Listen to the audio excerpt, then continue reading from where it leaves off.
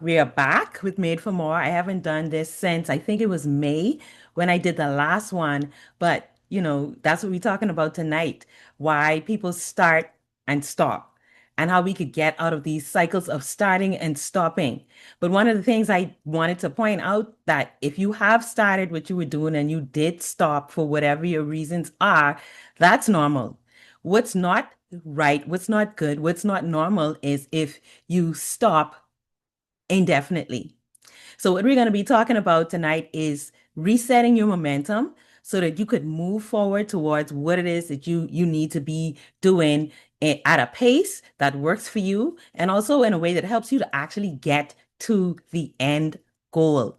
Because when we set these goals, the point of it is not just to set it, to have something nice to look at and then leave it, but it's to actually get to the end. So let me just jump right into it with you could call this Bible study, you could call it whatever you want, but I just want to encourage you in these next few minutes with this. Judges 6 and 14. Here is conversation between God and Gideon.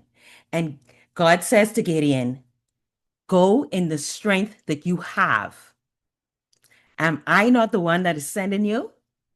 So here's what's happening now, what's going on with Gideon. Gideon is living in a time where the children of Israel are facing oppression from their enemies. They're in the land of milk and honey, right? The promised land where everything was supposed to be so good and, all the promises of God were supposed to be theirs. They're occupying the land, but right now, at this point in history, they are living in caves. They have had to retreat. They've had to draw back because every time they planted their harvest and it was time to reap it, this enemy, the Midianites, would come along with their camels and destroy every single thing that they had worked so hard for before they could reap it. And it put them in, as the Bible said, an impoverished state. Imagine being in the promised land, the land that God designated for them and told them that they would have all these things, but you're impoverished in it. And so as a result, what they did was they started to go back and retreat back further and further in the dens, in the caves. So here they are living in the promised land, but living small, having the promise but living small, not being able to see what it is that, the results of what they've been sowing. So now they move on. We get to where God is now talking to Gideon. And what Gideon is doing at this moment, he is threshing wheat in the wine press. And if you know anything about a wine press and threshing wheat, I don't know anything about those two things, but I can tell you this one thing. You are not supposed to thresh wheat in the wine press. The wine press is for wine. The place for threshing wheat is designated and set aside. But because of what's happening and he is being forced to hide, he has to do what he has to do just to survive. He's now hiding by threshing the wheat in the wine press. And in the middle of all of this, God is saying to Gideon, come up higher. I have something more for you to do. I have something bigger for you to do. He says, haven't I given the victory to you? Haven't I called you and set you aside to do more, to live bigger and to do what you're doing? And this assignment that he's called him to is not just for himself. This assignment that God calls Gideon to is for everyone. And I can imagine the weight and the pressure. And so, even as we're talking about being made for more, you could probably see yourself exactly like that. You're right now living in the zone of do what you need to do to get through the day, get through the week, get through the month, just, to help your family survive, to do good in this life. And God is telling you, no, there's bigger that I have for you to do. And for that bigger is for everyone to benefit from, not just you and yours. So here's Gideon's response, right? He says, me, I'm the least of them. I'm not a big character. I don't have much to go by. I don't have this or that or, some big calling or some big platform. I actually don't even want to be on this big platform. I'm okay right here. I've been doing this for a little while. We good. And he's downplaying the power that he has. He's comparing himself to other people and he is failing to acknowledge that God is the one that's called him to do more and to do bigger. But God didn't ask him to be stronger. He didn't ask him to be more brave. He didn't ask him to be more qualified or from a bigger tribe or anything like that. He just said, I've called you You have something to do, and I've got you. I got you. And so if you commit to doing this thing, just know that I'm always going to be there with you. So he says to him, go in the strength that you have. And so what's that saying to us is use what you have. Use what you have to do what the more is that you've been, called to do. So this is the conversation of the day. We're going to start with this. What's really stopping you? What's really stopping you? Is it fair? And if it is fair, I want to encourage you with this. Fair is not your biggest problem.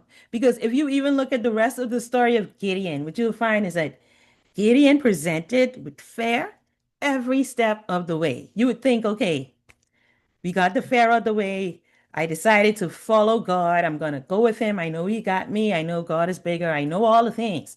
But every point in the journey, you will see God, Gideon presenting the idea that he's fearful or afraid of something. And what also is encouraging to me in that story is that at no point did God rebuke him for fear. God didn't say, you see all I've done and I'm with you and you whatever. He didn't talk down to him at all. What he did is he encouraged him at every step. He walked with him at every step because God already knew that fear would be present. This wasn't something small to ask of Gideon to do, and God knew that. And God had mercy and grace upon him to say, yes, you have fear, but I got you. And at the end of the day, even with fear present, the job got done. So if you're thinking fear is your biggest problem right now for whatever it is that you need to do, the dreams that you have, the ideas that you have, and you're feeling like fear is the reason why you're stopping, I want you to know that fear is not your biggest problem. Because even with the fear, God can still use you in in that and with that and through that and help you through that. So here's what I believe is a bigger problem than your fear.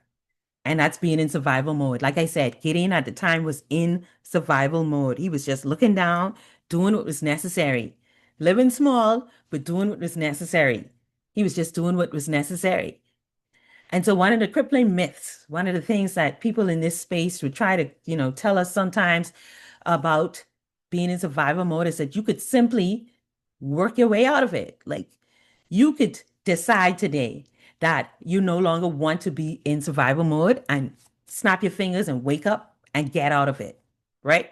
So maybe you have had the thing that you know that you was called to do, you felt was the big thing in your life to do, and you got somehow paused or stopped or took a rest indefinitely or whatever your case may be because you needed to redirect your focus on surviving, dealing with life as it happened, dealing with day to day, right? And so if you're there and you've been hearing people say, you just got to decide to do better, you got to get rid of your excuses, you got to do all those things, which I admit I've told people before in the past because I believed that at some point until I realized it's not that simple. It's just, you know, flipping a switch.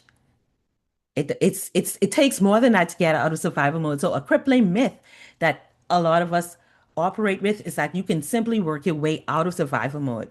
And so if you find yourself unable to work your way out of survival mode, then you end up feeling guilt, pressure, shame, and all these things, and it drives you even deeper into survival mode instead of bringing you out of it. Another crippling myth is that you first have to overcome all your fears. Now, here's the thing about fear, right? Um, we've gotten so good at identifying and labeling things lately. Like everyone's an expert. You could go on ChatGPT, you could go on Google, you could go on social media. You could just come up with your own ideas about what the reasons are for your fear. Your fear of failing, fear of success, fear of this, fear of that, whatever it is. And you start working towards dealing with the fear or whatever type of fear it is. And then you focus on that or hyper focus on that so much that you don't actually get over the fear. You just end up being fearful of the fact that you now can't get rid of the fear. Another thing, crippling myth that I saw even in the story of Gideon is that your lack of confidence would disqualify you. That if you don't have the power and the confidence within yourself to just get up and do the thing and not be afraid and to sound like you know what you're talking about and to present yourself in this way that other people are seemingly able to do it, then you're disqualified from doing the more that God has called you for. And then another thing, this is the last point that I'm going to make about crippling myths that stop us or hold us up, is that you need more in order to do more. You need more in order to do more. So now you know God called you to this big assignment, or He placed in your heart this business idea that is a problem solution, a solution to someone's problem, so some big groups of people's problem, or to solution to your family's, crisis or problems or whatever, or it's going to set your generation up in a different way or build legacy or whatever it is, whatever your more is, then you start to say to yourself now, okay, before I could do this thing, I need to go back to school. I need to get more education. I need to get more training. I need to get more money. I need to get more partners. I need to get more, more, more, more, more. I need to have more of an audience in social spaces. I need to do what this one is doing or that one is doing. And it causes us not to look at the strengths that we do have, the gifts that we do have, the things that we do have, the power that we do have, and how it plays a role into what God has called us to, our life experiences. And so we get stuck in thinking we need more. We got to do more to be called for more and to be made for more. And so we overcoming that. We overcoming that tonight.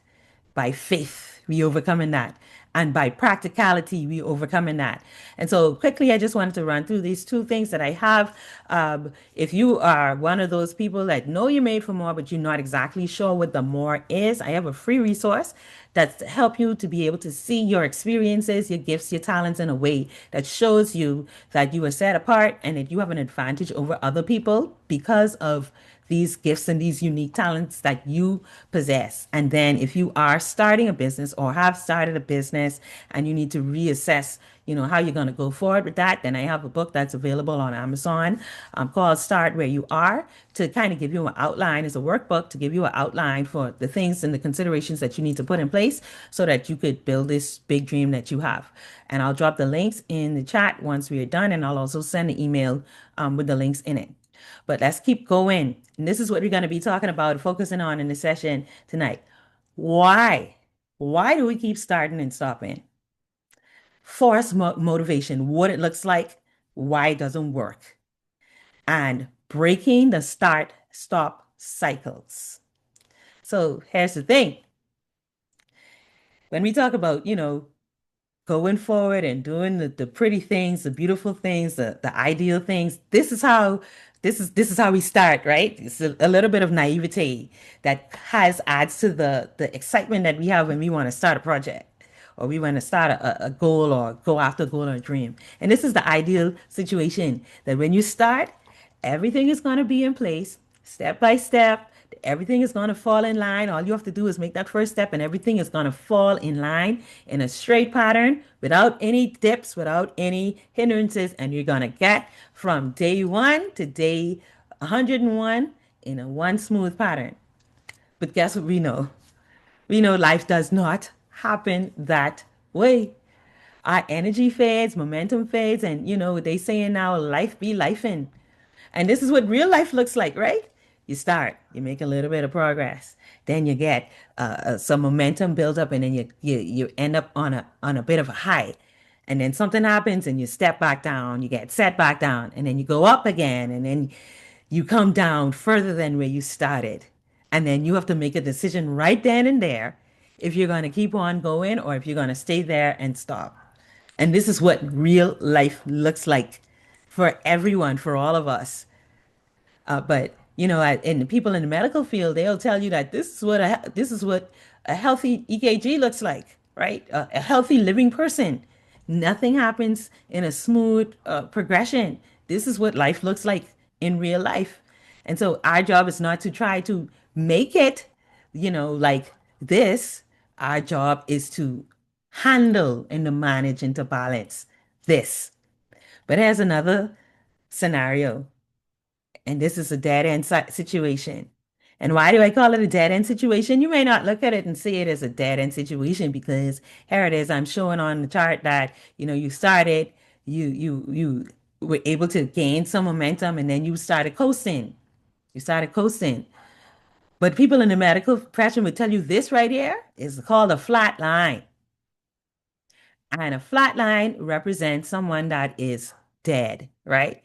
And so you may not be dead, but your situation may be dead end, as in you're not making progress, you're not going forward. You right now is stuck in survival mode where you got hit this point and you're now plateaued and you're now just coasting, doing what you gotta do to get through every day, to get through life, and you're just stuck there. This is a dead end situation. This is a dead end cycle, and this is something that a lot of people find themselves in and don't even know it sometimes because you're not actually dead. You're still alive. You're going through life day by day. But when you look at this progression and you look back over the time of your life, the period of your life, or when you started the goal and the track that you were on and you realized you had not made any progress or actual progress to it, right? So before we go on, I want you to do something for me for just a moment or two. I want you to take a moment to daydream, just a brief moment to daydream for just a little bit. I want you to remind yourself of what the bigger picture is that you had in mind, that you started, that God placed in you, that you believe you were called to. What is that bigger picture? Is that to own a business? Is that to own a certain type of business? Is that to make a certain type of impact in someone's life? What was it? To go back to whatever it was, whatever that big dream was. Think about that for just a second and give yourself permission to feel excited about it again. Do not think about how you're going to get there or the reasons why you're not there or what you need to do and what's missing. And don't think about that right now. Just see yourself as already there, living that out, being in that spot, the emotions, the joy, and just allow yourself to feel that, connect with that again. Okay, so now let's go on. So here's the problem with being in survival mode, right? Being on that flat line. The problem with being in survival mode is that it keeps you alive, but it doesn't let you live. So that same experience and that feeling that you did that I invited you to tap into and to reach into and to see yourself there, that it keeps you from that.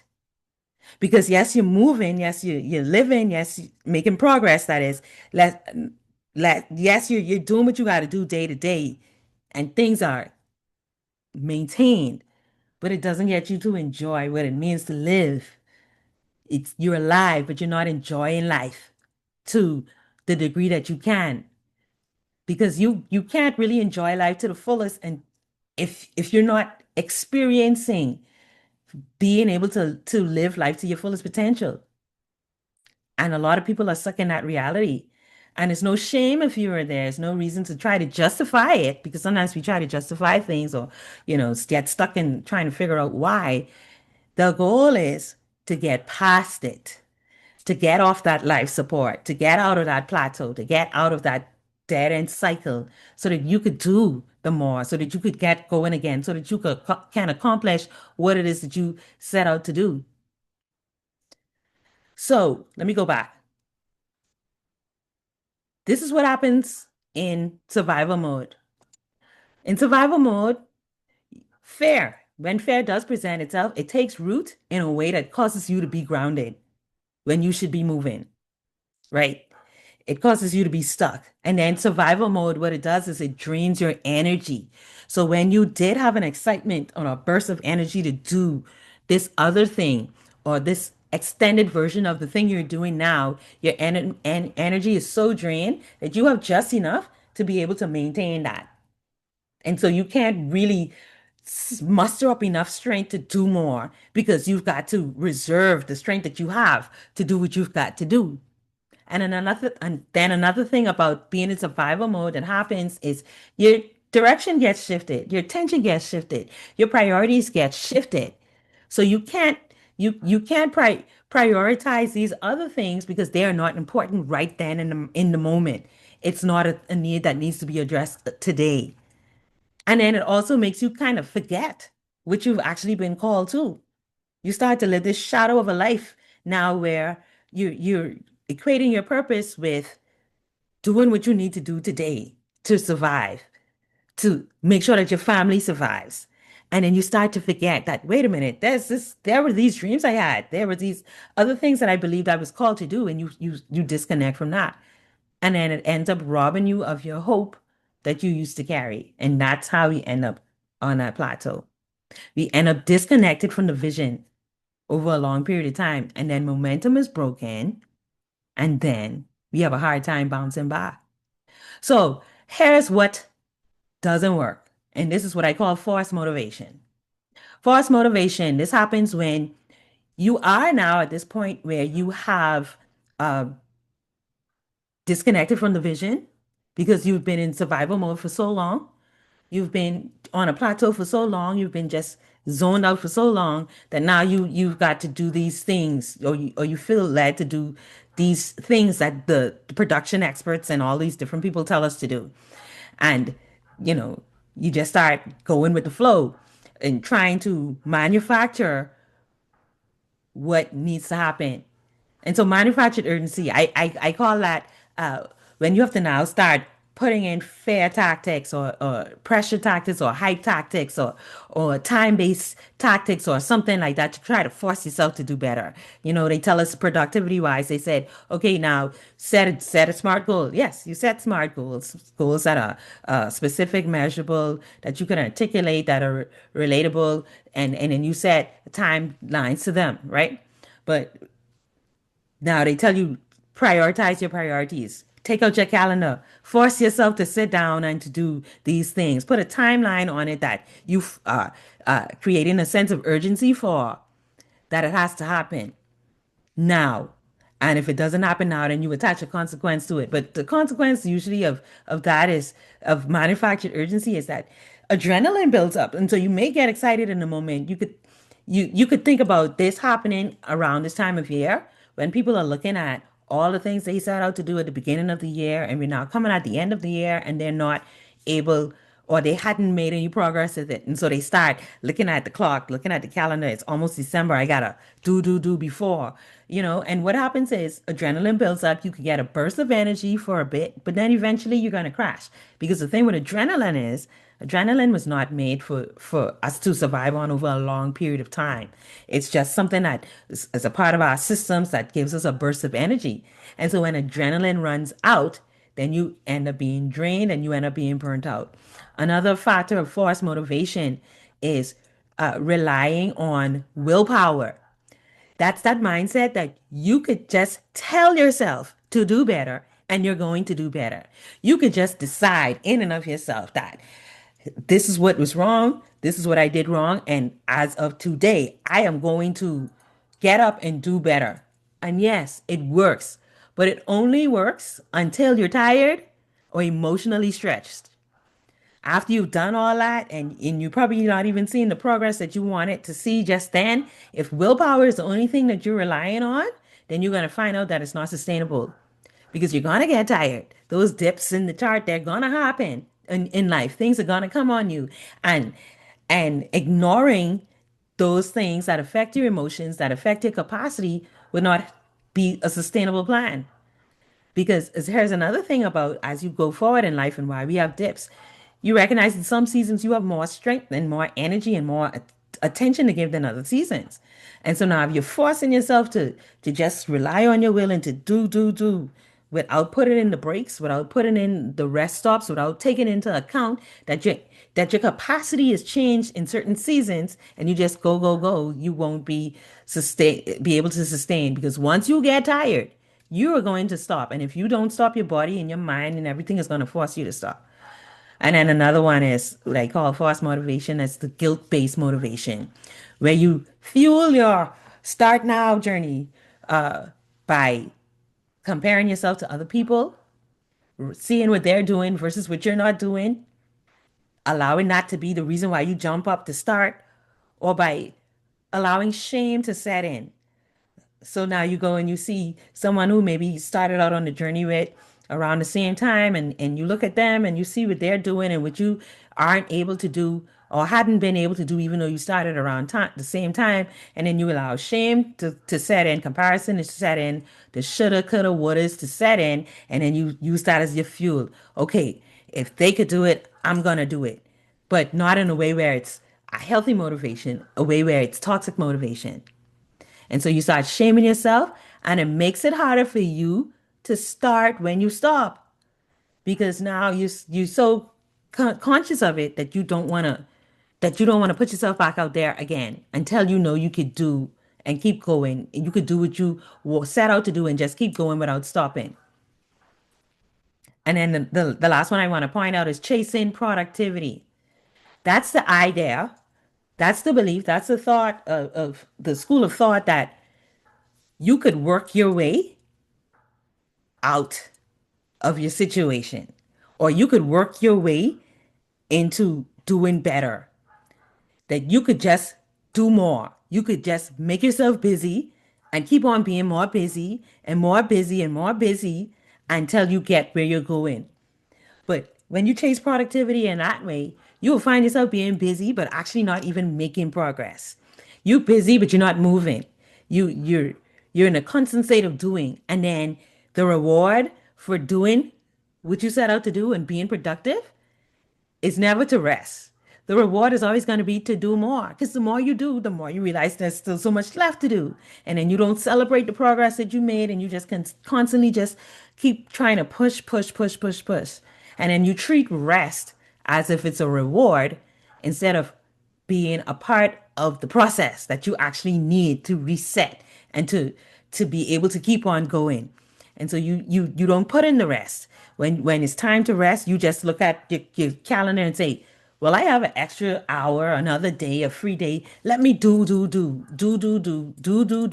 and keep on doing, doing, doing. And then when you get to that place where your body is saying, I can't take anymore, and you've hurt yourself because you didn't put in the rest, then you find it impossible to restart, impossible to start again.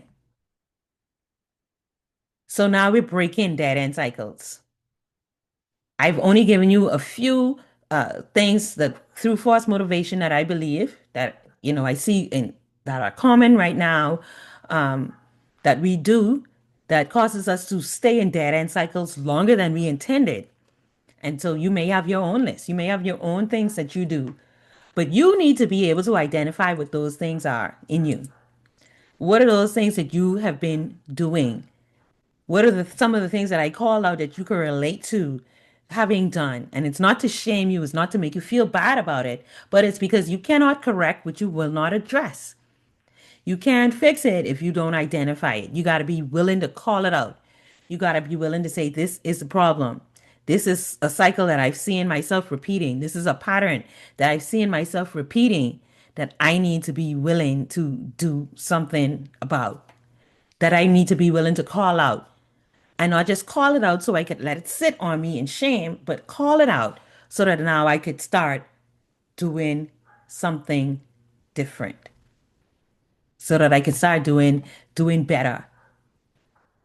And so now we want to talk about what to do instead. If you found yourself in those patterns, identifying with some of the things I called out as your reasons for why maybe you are where you are and not where you need to go, or not yet where you need to be, or if if you're feeling like you're behind, even if you're not, but if you're feeling like you're behind because of some pressure, or if you're just feeling like you have stopped and you have not figured out how to get going again. You got to be able to call those things out, identify it, recognize your patterns, recognize what your dead end cycles look like.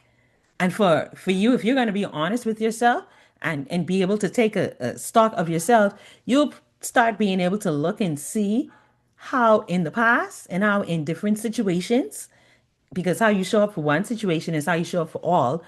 But how in those situations you would recognize the things that you've been doing over and over again, and you'll also be able to recognize, hey, usually around this point, this is when I stop. Usually around this point, this is when I fade. This is when I have, have a more likeliness or more of a likelihood to start retreating. And you need to know what those things are. For some people, that may be because you got to know, like whenever you get a rejection for something, or you tell your idea to someone and they don't accept it that the way that you thought they should have, or you apply for something and you don't get it, then you when you get that rejection, it puts you in a place where you're feeling paralyzed and you don't want to keep going anymore. Or maybe for you, it looks like uh, every time you get 95% done and it's just time to hit the trigger, press the button to, for that last step. This is when your self-sabotage pattern starts showing up and you start being the one yourself to cause yourself not to be able to move forward. Or maybe you find yourself hyper focusing on a task that doesn't move the needle because you're hesitating on something. And so now you start hyperfixating and trying to make sure everything is perfect, or focusing on the minor details that don't actually carry weight. But that's something that I've seen people do when I was in my coaching services. So I have some clients that I find that they'll start hyper fixating on something like the color of their logo. Like, I want this pink, not that pink. I want this type of font, not that type of font. And yes, we know people have their preferences, but sometimes I find that when they get so stuck right there, then usually that's pointing to something else, something bigger, right? And so when you recognize what your dead end patterns look like, then you call them out, then you're putting yourself in a position to be able to brace yourself so that when those cycles start repeating or when you see them coming on, again, you already have a strategy in place for how to deal with it. You already know how to deal with yourself, and if you find yourself in it, how to get yourself out in a faster time than it would take if you just coasted through it. So, honest, recognizing your data and cycles and these patterns are not so that you could just simply wipe them off the map of or wipe them out of something that you do or something that you experience in life, but it's to strengthen you. It's to strengthen you so that you could grow through it and you can do better. And as you brace yourself, as you recognize your patterns, you call them out, you brace yourself, eventually you're going to develop the emotional intelligence, the capacity, the wisdom to outgrow them, to become bigger than them, to be able to be like Gideon, who still had fear at every step of the journey, but to still be able to get to the end of the journey. That fear was not the thing that caused him to stop indefinitely. It caused him to pause. It caused him to reassess. It caused him to pray and ask God, what you can do about this situation, how we getting out of this one. But it didn't stop the moment from happening that needed to happen. Because these things that we feel deep down inside, they're not just for us. When God has called you to more, put that in you, not just for your comfort, not just for your pleasure. It's for your good, but it's for the good of someone else. Now, your made for more may not be for, your entire neighborhood, your entire community to benefit from it. It may just be, like I said, for your lifeline, for your legacy, for your generation, for the children that you've born that are coming up behind you, and you want to change patterns and cycles in their lives so that it doesn't continue to pass down. Whatever your reasons are, the made for more, the thing that God has made you to do, it has to happen. And it has to happen through you. So here's what we're going to start doing different. And I say we because the reason I can talk about this is because I too sometimes find myself in the same situations, right? Of starting, stopping. We all do. We all will. As life goes on, we will. But the point is to not start and stop. The point is to not start and stop indefinitely. You take the rest where it needs to happen, you put the brakes in where they need to happen, but you keep on going. So this is what we're doing different. We're gonna start leaning into building momentum. Step one, forgive yourself. Forgive yourself for what you did and didn't do. Forgive yourself for the plans that you set this year, last year, 10 years ago that you haven't accomplished yet. Forgive yourselves for the things that you did do to sabotage the journey. Forgive yourself for the things that you started and threw away. Forgive it. Forgive yourself. Allow yourself to start with a clean slate, with a fresh slate, fresh mindset, and fresh perspective. Step two, you're gonna assess. Be honest. Be honest with yourself about what's happened, what went wrong, what didn't happen, and be honest with yourself about your capacity, about your strengths, and do so without shame. Because this is a reality as we go through this life, as we get older, as we get more wise, more mature, as we learn more things and experience more things, we find that our capacity for certain things aren't there anymore, right? The dreams that you had when you were 18 years old, the things that you wanted to do, how you wanted to conquer the world, you may realize as life happened that you don't have the capacity for that dream anymore and you don't want to have that full weight of responsibility for that. You want that outcome, but you don't necessarily want or have the capacity to do it at that scale. Forgive yourself and be honest about it. Be honest about your strengths.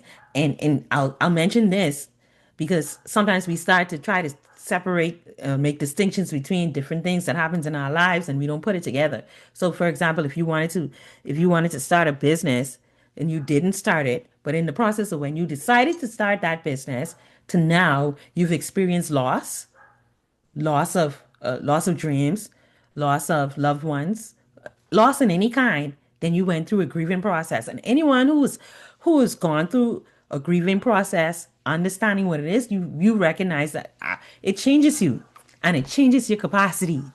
It changes your ability to take on so many things and so many people. And that's just life. It doesn't make you unable to do it, but it reconfigures some things within you.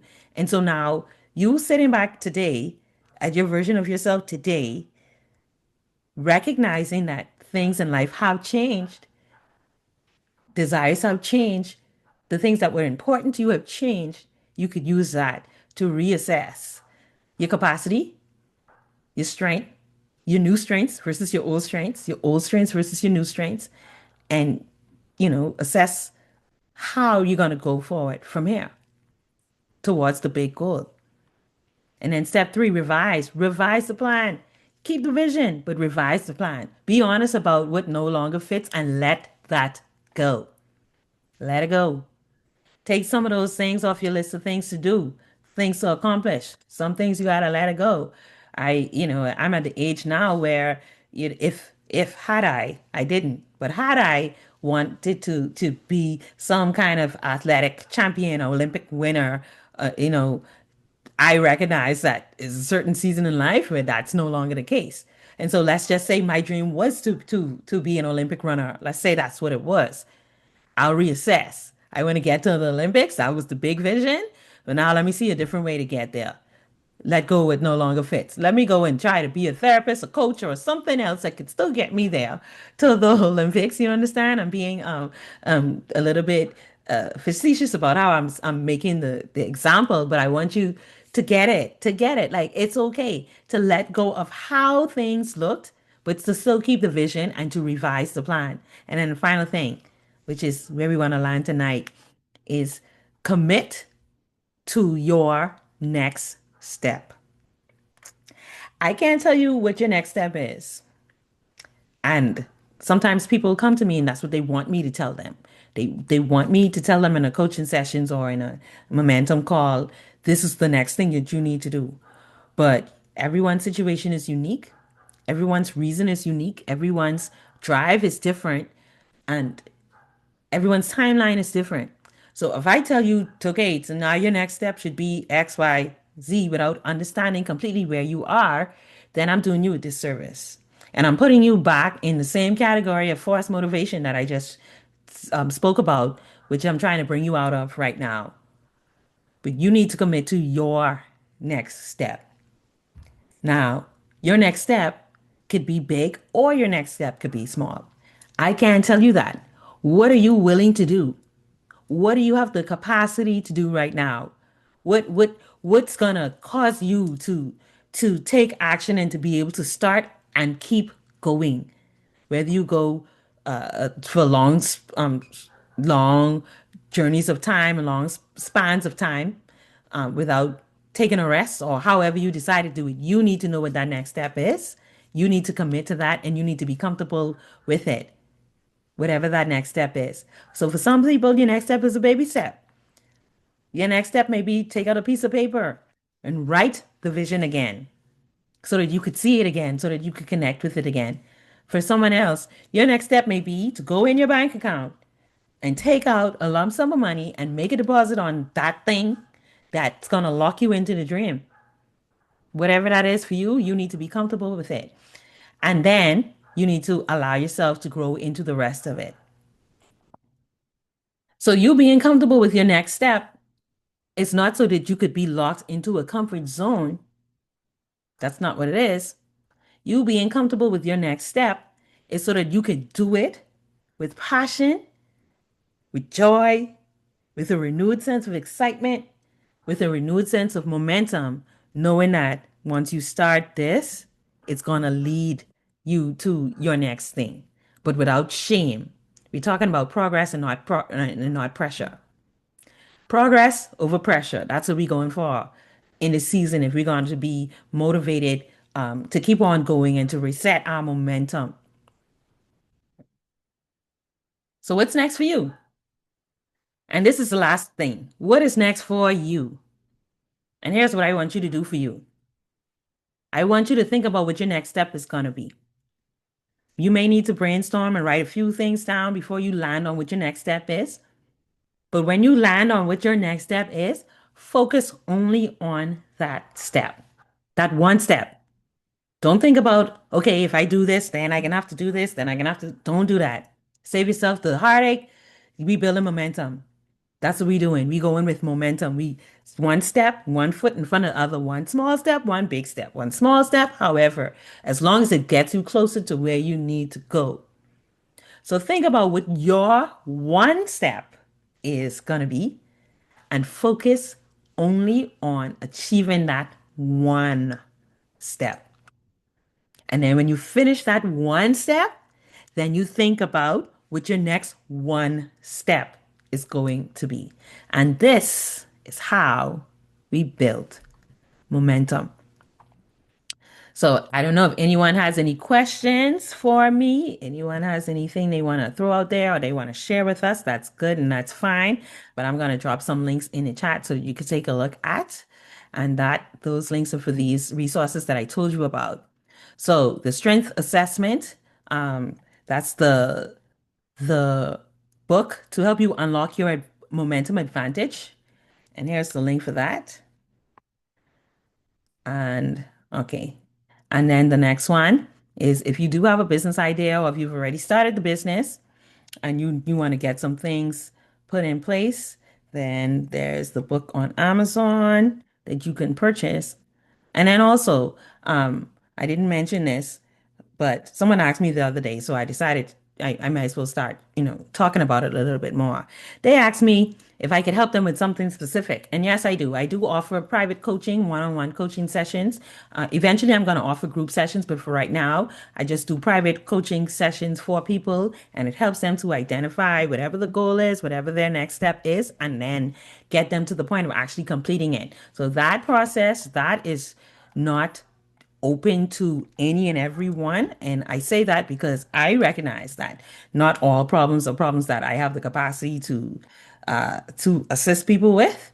And I'm honest about that. And so you could go ahead and book a call if you're thinking about doing that. It's a 90-day engagement with me where we set time once a week to chat, to discuss, to set goals. And I coach you on what you need to do to get it done. And I walk through you with the process. But we have to go through a little interview process to make sure that I'm the right one to help you with that. And that's all I have for you tonight. And I want to say thank you so much for coming. Like I told you when we started this, some people they were on another call that I jumped off of where they offering money. So I couldn't compete with that. It's a grant opportunity and they hopped on that. And that went over time.